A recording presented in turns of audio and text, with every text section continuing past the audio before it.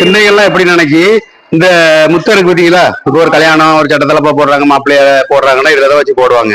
வர்ற ஆட்கள்லாம் அந்த திண்ணையில அப்படி உட்காந்துக்குறாங்க. கடைசியா வந்ததுதான் இது வளவு. வளவுனா என்ன தெரியுமா? நம்ம ஊர்ல வந்து கார்டன் சொல்லுவாங்கல்ல, கார்டன் செடி கொடிலாம் வளர்ப்பாங்கல்ல, இதுதாங்க அது. இப்படிதான் இருக்கும். தொட்டி குளிக்கிறது, நம்ம வந்து பாத்ரூம்ல ஷவர்னு குளிக்கிறோம்ல, அப்படி இல்லாம தொட்டி மாதிரி கட்டி வச்சிருப்பாங்க தண்ணியை சேமிக்கிறதுக்கு. உடங்குடி சைட்லாம் வளவு. இங்க வந்து இந்த ஆடு மாடு, அதுக்கப்புறம் இது வந்து ஃப்ரீயா ஒரு விடுற இடம். பாதி தூரம் தான் வீடு இருக்கும். அதுக்கப்புறம்லாம் இந்த மாதிரி இடங்கள் தான் இருக்கும். சரி, எங்க வீட்டுல ஃபங்க்ஷன் வைங்களேன், இந்த இடத்துலதான் சமைப்போம். பந்தல்லாம் கட்டி சூப்பரா இருக்கும். சின்ன இங்க வந்து பம்பு செட் இருக்கும். பம்பு செட் இருக்கும். நாங்களாம் சின்ன வயசுல இப்படி நின்று தான் குளிப்போம். கிணறுல இருந்து அப்படியே தண்ணி வரும்.